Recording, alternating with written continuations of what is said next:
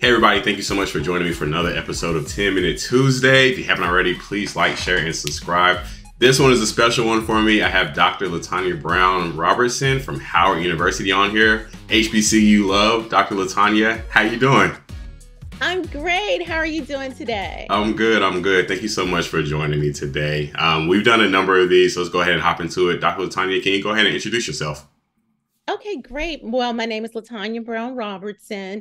I am the hub lead for the National Data Science Alliance for the Northeastern Hub, which is the NSF-funded Includes grant to upskill and to expand data science and analytics programs across all 101 of our HBCUs. And by me being the Northeastern Hub lead, I am in charge of expanding data science and analytics curriculum for our Northeastern region, which encompasses from North Carolina all the way up north to Pennsylvania. And we also include the University of Virgin Islands, as well as Charles Drew Medical School in California. I also am a professor of economics, and I am a director of the honors program at the Howard University. So, wow. So a number of hats you have, your great data science program, leading that initiative in the Northeastern Hub and getting it off the road. You're a professor of economics. You are also the director of honors program. But at some point you had to get your start, and I'm sure it was data driven. So what really compelled you to get into data to begin with? Great question. Data has always been a part of my career as an economist. But I began to notice that the skills that I acquired in grad school and also with my job where I was an economics research affiliate working with the Department of Housing and Urban Development, those skills were not transferred to everyone's toolbox. And I began to see that it was a major need for individuals to take these skills to utilize to communicate their findings, to understand other people's findings through data literacy and so forth. I'm a lifelong learner. So in 2015, what I did was, even though I had tenure and I was on the road to becoming a full professor when I was at Bowie State University, I decided to go and to return back to one of my previous jobs was with the District of Columbia Chief Financial Officer to conduct research on gentrification. And that was very data intensive because we had to deal with the actual big data of income taxes and property taxes for the whole city of the District of Columbia. And one thing that I saw was that when I was looking around, I really didn't see too many of us having those opportunities. And so then I, being a professor and not, really kind of inquiring, I went to the individuals who was doing the hiring and was like, well, why haven't you hired this student or this student from this institution? And they was like, well, do they know how to clean data? Do they know how to work in Python? Do they know SAS and so forth? And so then that became a question that I reflected on myself of, okay, while I know how to do these things, how am I transferring the knowledge, not just to graduate students, but how am I transferring the knowledge to undergraduate students? One person that really stood out to me was a high school student who was interning there, who already knew how to use SAS to a high level. And then that was the indicator. Okay, wow, we need to start really even teaching our children in the middle school and the high school level these skills so they can compete. So that's what compelled me to get into data as far as being able to be an outreach to everyone. Wow, that's like really incredible. And my daughter turns 3 tomorrow. Well, on the 22nd, because we don't know when this will get aired, but she turns 3 soon. And I jokingly have her sit beside me when I write code, but I kind of want to introduce her at a super early age because of what you just said. There are people that are starting this craft super early and they're just steps ahead. And especially for people that look like us, it's something that we definitely need to get back. So even just now, you've inspired me to go and what can I do more to help out the next generation? Yeah, I mean, I mean, I think what we need to realize is that no one's never too young to really learn something, and to give them exposure to that, you know. So yeah, I believe in limitless Yeah, possibilities, I not love that. constrained by age. I love that. I love that. I love that. All right. So understanding your journey again, number of hats, number of high level hats, really great stuff. But I'm sure there are some jobs along the way that you had that you did not like. So today, what's been your least favorite job that you had? Good question. So it's really hard for me to say, and I'm gonna tell you why it's hard for me to say, because I'm the type of person where when I see a problem, I don't see it as a problem. I see it as an opportunity for a solution and to innovate, right? So I'm gonna give you an example. So during the pandemic, I utilized my time where everybody else was looking like, oh my gosh, my life is at a standstill. This is a pain. Some people were probably happy, some people were sad, and some people were probably just confused. Like, where do I go? So I'm gonna tell you how I responded. So during the pandemic, I utilized this time with others by connecting with people I hadn't connected with before, like Dr. Talitha Washington, who's the PI on our NSF Includes grant, and other like-minded researchers who had a passion about addressing the data skills gap. And so we would meet once a month. I look forward to those conversations, and we would have so many conversations about, well, what are you doing at your institution, and where are things, and how can we get to this point, and how can we pull together all of our HBCUs to kind of move forward this journey towards this 21st century skill set. I saw all of us had that same passion and that same goal. So our fearless leader, Dr. Talitha Washington, came to us and she said, let's go after NSF Includes grant. And everybody was like, yes, I'm in. And so we end up becoming the first HBCU to receive, to be the lead on an NSF Includes grant. So Clark Atlanta is the lead, but we're partnering together with the other hubs. My hub is at Howard University. Dr. Shajid Hussein's hub, which is the Southeastern hub, his is at Fisk University. So all of us kind of just came together with a passion and really began to kind of take lemons and make a delicious lemon smoothie. Not lemonade, Yeah. because we made a lemon smoothie. So I can't really say that I have a least favorite job, because I always look at things as an opportunity to innovate. Yeah, no, that's great, and it's amazing how the time that we had during that time frame. So I actually have a follow up question. Do you find like when did you find or have you found that the relationships that you built during 2020 in that time that you're still really leveraging today and is kind of pivotal for where you're going forward? Oh my gosh. I mean, I cannot believe. Okay, it's one thing that I posted on LinkedIn during that time period, right when the pandemic happened. And I said, why not come out of the pandemic transformed?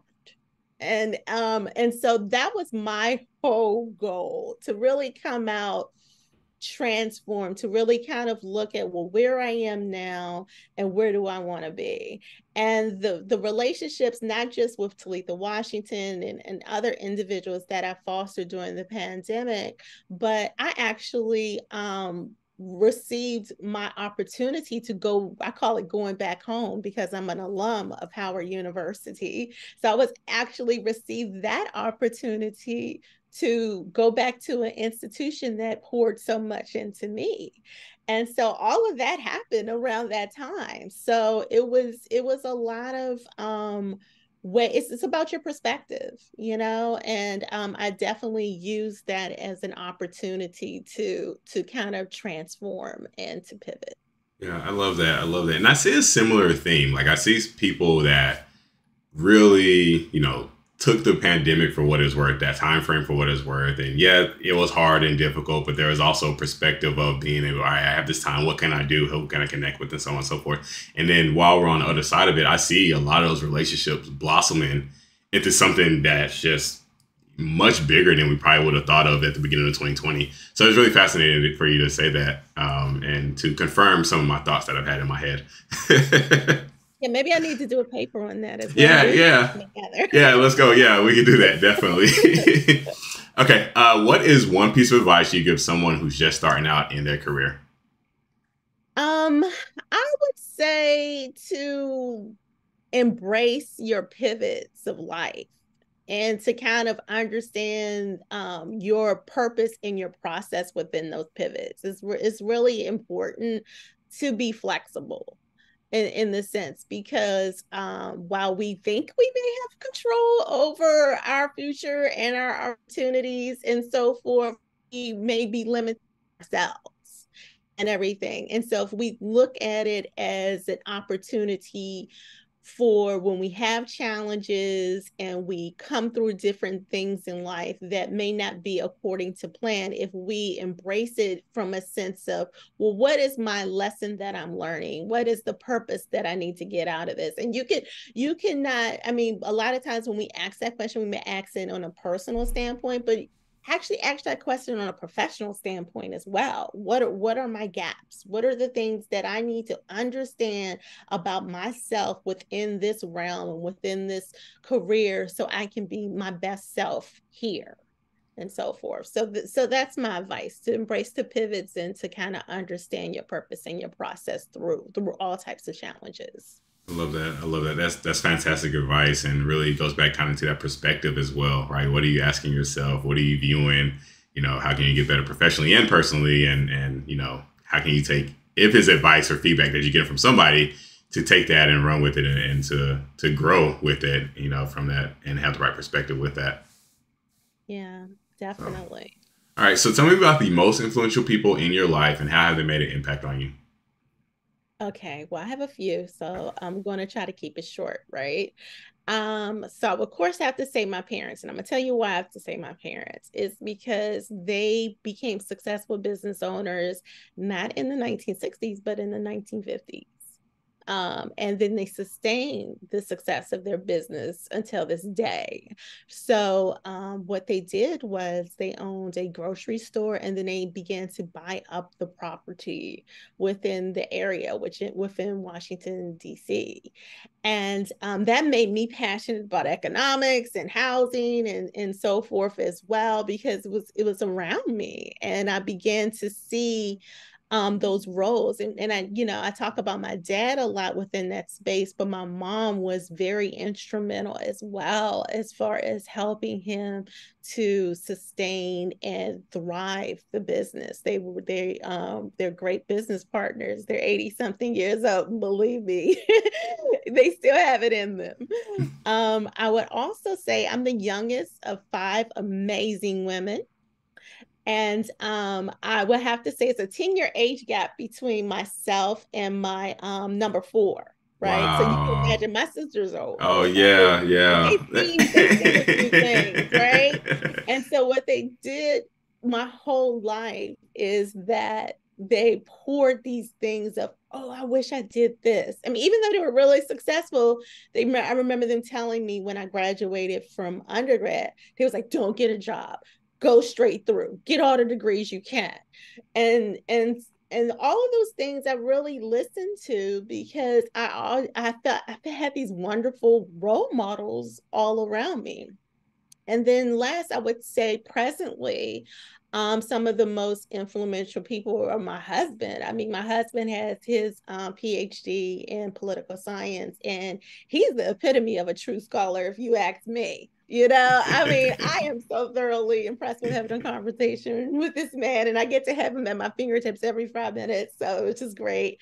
And then my wonderful children, because they're just wise. They're wiser than I ever was. One is 8 and one is 15. Wow. And both of them are very, very, very wise. And I don't remember being that wise at that and have good spirits about them.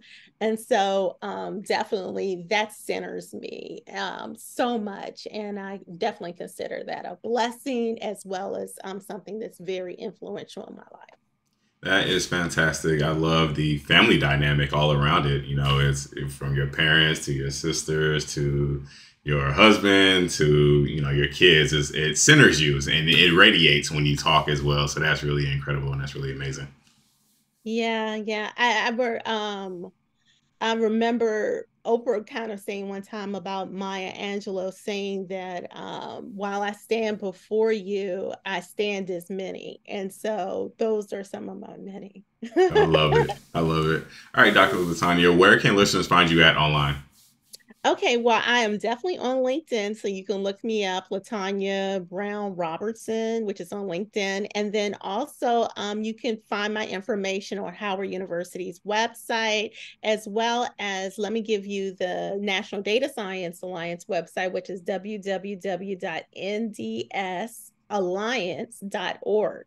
So it's ndsalliance.org. And that's where you can find information about our upcoming workshops that we're having, as well as research affinity workers. We have a lot of things planned for our HBCU faculty. Love it. Y'all heard her. The links will be posted in the description as well. Be on the lookout. Click. Just follow her. I know great stuff is coming out. Dr. Latanya, really appreciate you joining me today. This was fantastic. Yes, thank you as well. Thank Yeah, you no as well for the problem. opportunity. And everybody, thank you so much for joining me on 10 Minute Tuesday. And again, if you haven't already, please like, share, and subscribe. And we'll talk to y'all next week. Y'all have a great day.